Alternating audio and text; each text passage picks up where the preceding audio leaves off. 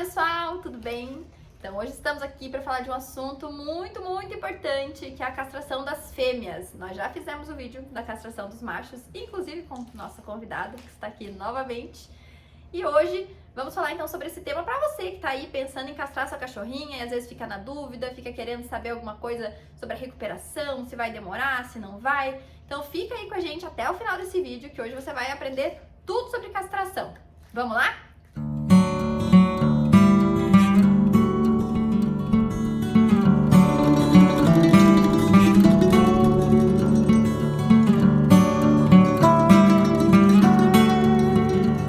Então, antes de mais nada, quero pedir para nossa convidada aqui se apresentar para vocês.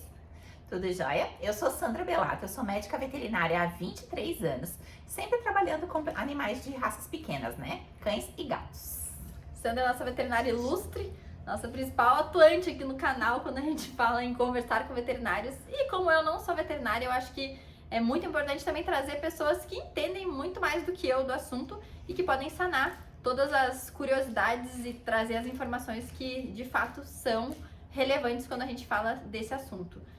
Então, primeiramente, Sandra, por que devo castrar a minha cachorra, a minha cadelinha? Porque sim, sempre. Vamos lá listar alguns dos motivos que a gente deve castrar a fêmea. Primeiro, para evitar a procriação, principalmente, né, se ela já não é um animal sem raça, né? Então, assim, já evita por ali, não corre o risco de entrar no cio, de dar uma escapadinha, de algum cachorro pular um muro, de entrar pelo portão. Então, tudo isso é para evitar a procriação, tá? Então, isso por uma questão de sociedade, da população. O que mais nós temos é cachorros para serem adotados, então a gente não tem necessidade de ficar procriando esses animais. Fechado? Que mais? Cadela vai entrar no cio e vai ter sangramento. Isso normalmente é uma coisa que incomoda as pessoas em casa, porque fica aquela sujeira no chão, porque fica sujeira na cama, porque fica sujeira no sofá. Tem fraldinha para eles? Tem sim. Eles ficam de fraldinha? Quase nunca, né? Então, assim, não é uma coisa que a gente consegue solucionar. Raras são as cadelas que ficam com a calcinha para evitar o sangramento. E para conseguir usar a calcinha, a cadela tem que ser muito adestradinha para só fazer xixi quando o tutor leva para fazer xixi. Porque se ela tá com a calcinha e ela fizer o xixi na calcinha, daí vira uma lambuzeira na casa inteira, tá? Então, assim, mais um motivo pra gente castrar. Outro motivo para castrar. Hoje, a gente faz de tudo para que os nossos animais vivam com a gente por muito mais tempo e que eles cheguem lá na fase mais adulta saudáveis. Então, a gente não quer mais que eles morram com 9, 10 anos. A gente quer eles do nosso lado, 15, 18, 20 anos, mas com saúde. E para isso, precisa estar castrado.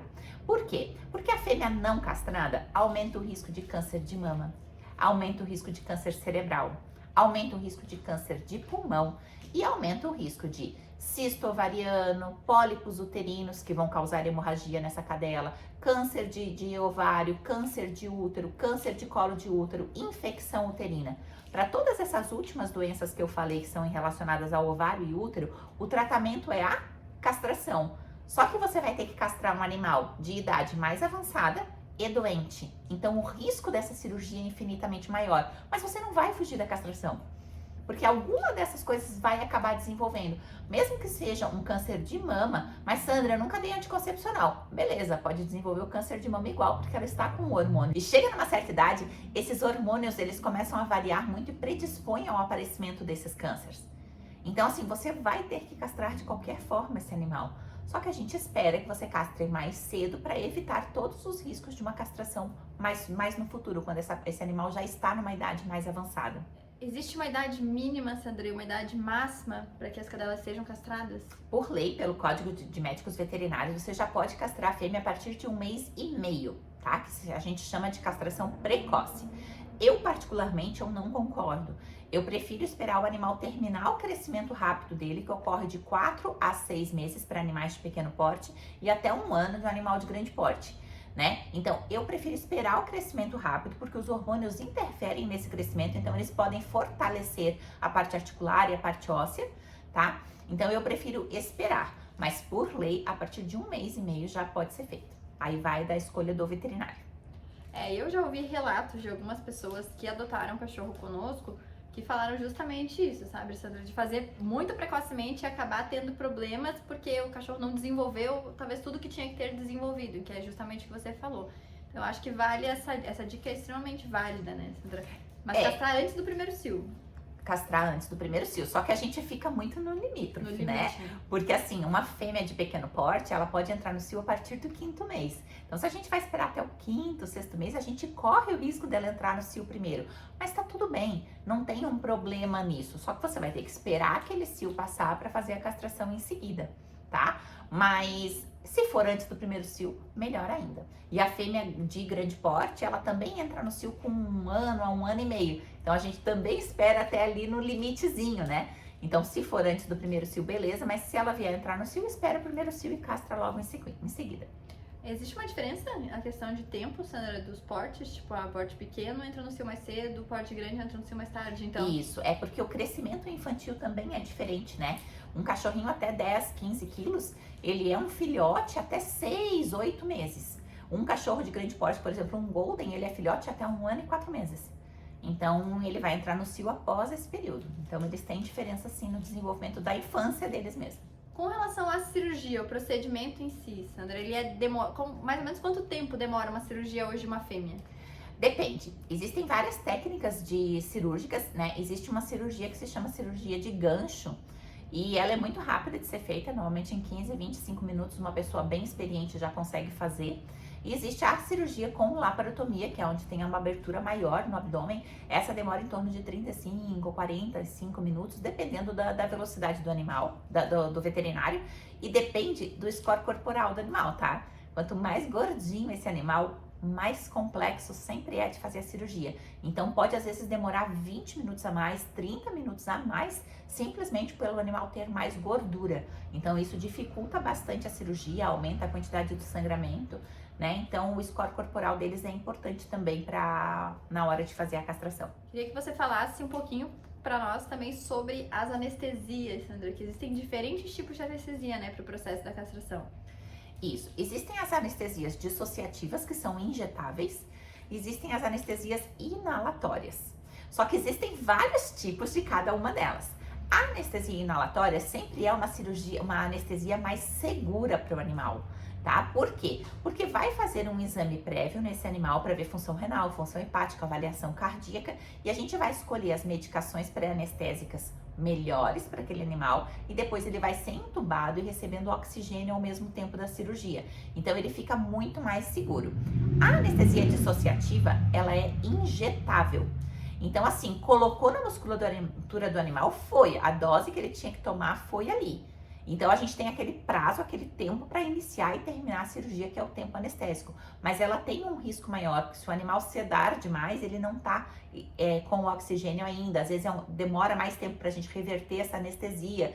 Então ela não se torna tão segura. Só que a escolha anestésica vai depender do animal, de como está a função renal, função hepática, cardíaco, obeso, novo, velho. Então vai depender do animal. Existe uma infinidade de anestésicos. Quais os principais cuidados, Sandra, para se ter antes da castração? Antes da castração, ela tem que estar em jejum, né, no momento em que vai para a cirurgia, porque é uma cirurgia um pouquinho mais demorada, mas ela precisa estar com um corpinho legal. Então, assim, se é um animal muito magro ou um animal obeso e você tiver como fazer esse controle, faz o controle antes da castração. Uma alimentação de boa qualidade, ela aumenta a imunidade do animal, né? Então, você colocar numa ração premium ou super premium, aumenta a imunidade desse animal. Então, naturalmente, ele cicatriza tudo mais rápido. Então, lá no coto do ovário, onde foi retirado o ovário, vai cicatrizar com maior facilidade. Lá no corno uterino, né, onde foi retirado, vai cicatrizar com mais facilidade. A musculatura cicatriza com mais facilidade e tudo com um menor risco de inflamação e infecção. Por quê? Porque a ração por si só, com elementos que têm uma digestibilidade boa, aumentam a imunidade do animal. Então, naturalmente, ele responde muito melhor à cicatrização. Quais os cuidados depois da castração? Depois, tá. A cirurgia da fêmea, diferente da do macho, que é uma cirurgia de pele praticamente, uma cirurgia mais tranquila, ela é uma cirurgia abdominal. É importante a cuidada dos pontos. Essa cadela não pode arrancar os pontos. Então você tem que ter ela num local onde ela não fique pulando em cima do sofá, descendo do sofá, em cima da cama, desce da cama. Ela precisa ficar num lugar mais plano. Precisa dar uma olhada naqueles pontos todos os dias para ver se está tudo sequinho, se está tudo perfeito. Colocar a roupinha cirúrgica ou o cone para que ela não arranque os pontinhos, porque quando começa a cicatrização tem um processo de coceira. Então eles vão coçando, começam lambendo, mas às vezes eles começam a beliscar e arrancam o ponto. Qual é o risco da fêmea? Se abrirem os pontos, tem descência de órgãos. Sai intestino, sai bexiga, sai fígado, sai tudo. Então você tem que saber a importância de você cuidar do pós-operatório de uma fêmea. Então faça numa semana em que você está mais tranquila ou no local onde você tem alguém que cuide, para não deixar esse animal o dia inteiro sozinho, sem a roupinha, sem o colar. Então precisa dos cuidados pós-operatórios sim. Fazer a medicação adequadamente, ela vai voltar para casa com anti-inflamatório, dê o anti-inflamatório para que não inflame esses pontos, para que não corra o risco de que eles abram, né? Então precisa cuidar do pós-operatório da fêmea sim. Diferente do macho, a castração das fêmeas ela é bem mais complexa, né, gente? Isso. Então os cuidados também precisam ser redobrados. Ficar atenta, né, Sandra? A castração da fêmea, na verdade, a castração começou a se tornar muito mais comum e hoje em dia parece que falam assim com uma banalidade do tipo, vamos castrar, sabe? Como se fosse uma coisa muito simples, mas a castração é bem invasiva, né? Os ovários ficam atrás do rim, então ela é bem profunda dentro do abdômen, vai retirar até o útero que é lá próximo da vagina do animal, então é uma cirurgia extensa. Esse animal precisa estar bem para passar por um procedimento cirúrgico. Apesar dele ser feito usualmente nas clínicas, ele não é um serviço banal, ele é uma cirurgia que precisa ser feita com todos os cuidados de cirurgia. Então vale a dica, inclusive, para quem cuida, né? Para quem tem esse apreço também pelos animais de rua, gente, assim, né? Eu sou uma dessas pessoas, então a gente vê às vezes um cachorrinho você quer logo levar para castração, para que você evite, né, de vir mais uma ninhada. Porém, tem que se ter esse cuidado. Se você não vai conseguir disponibilizar tempo e espaço para fazer o pós-operatório, não adianta você querer levar a cachorra na castração e devolver na rua no dia seguinte. Porque tu pode gerar um problema maior ainda. Uma cachorra com uma infecção, ela pode vir a adoecer, vai ficar sofrendo na rua, porque muitas vezes as pessoas passam e acabam, né? O cachorro tá doente, eu não vou assumir essa responsabilidade. Então, assim, tem que ter esse cuidado, né? Eu sei que às vezes as pessoas querem ajudar, mas às vezes no tentar ajudar a gente acaba prejudicando o animal. Então, você fez a castração, você tem que tirar 7 a 10 dias para cuidar daquela fêmea. Ela não pode ser colocada para rua automaticamente, tá? Até porque outros cães podem sentir o cheiro do ferimento dela e brigar com ela, né? Porque na cabecinha deles, para sobreviver uma matilha, não podem ter animais doentes ali no meio. Então eles podem sentir o cheiro da própria clínica, de medicamentos e coisa assim, e acabarem atacando ela na rua. Então não, levou um animal para castrar, você precisa cuidar até a retirada dos pontos. Fica responsável por ele, né? Exatamente. Existe algum diagnóstico que diga assim, não, esse animal tem esse quadro, ele não pode ser castrado, essa cachorra, né, no caso? Na verdade, vai ser tudo ter que ter avaliação. Dependendo, por exemplo, o animal tem uma insuficiência renal muito grave, talvez ele não consiga entrar numa anestesia, a gente tem que ver o que pode ser de mais risco para ela. É um cardiopata, né? Então já tem problemas cardíacos. Então a gente tem que ver o que pesa mais. Tá com uma infecção muito grande, às vezes compensa tratar 2 a 3 dias, mesmo que a infecção seja uterina, às vezes compensa tratar 2 a 3 dias antes da cirurgia e fazer a cirurgia no pós, mas tudo depende de avaliação. Não existe uma doença em si que você diga assim, não, com essa doença não se faz a castração, né? Mas sempre você vai ter que avaliar o animal como um todo, lembrando que é uma anestesia geral e uma cirurgia invasiva, então ela precisa ter condições de sobreviver a esse procedimento. Agora a gente vai entrar na parte de curiosidade. Sabe aquelas perguntas que você pensa, né, que será que isso acontece? Será que isso não acontece? Né, o cachorro muda de comportamento, a questão de demarcação de território. Então fica aí até o final desse vídeo, que agora vocês vão saber as curiosidades, então, sobre esse universo da castração. Primeira pergunta, Sandra, se a cachorra engorda depois do procedimento, se, enfim, esse aumento de peso é uma consequência da castração. Não, o aumento de peso não é consequência da castração, o aumento de peso é consequência da alimentação que foi feita da maneira errada. A cadela, após a castração, ela tem uma baixa do seu metabolismo, o metabolismo fica mais lento. Mas, se você oferecer para esse animal uma ração de animais castrados, na quantidade indicada atrás do pacote, que é correta, e não ficar dando petiscos à toa, de pãozinho, bolachinha, etc e tal, a cadela não vai engordar. Então, o que engorda é a alimentação e não a castração. Lembrando que o animal castrado tem um metabolismo mais lento, então não pode ficar entupindo, principalmente com os petisquinhos. Você aconselha uma troca de ração depois que o animal for castrado? Sempre passar para uma ração de animais castrados. Sandra, com relação ao comportamento dessa cadela, você acha que... muita gente fala, né? A cachorra vai ficar mais calma, ela vai ficar mais tranquila. Isso de fato procede no comportamento animal? Mais ou menos até. Ela não é que ela vai ficar mais tranquila. Se ela tem um temperamento de cão de guarda, por exemplo, ela é uma fêmea, mas ela tem um comportamento de guarda, mesmo que ela seja um animal pequenininho, mas ela protege o dono, vai continuar fazendo igual. O que muda é que algumas fêmeas, elas também apresentam TPM.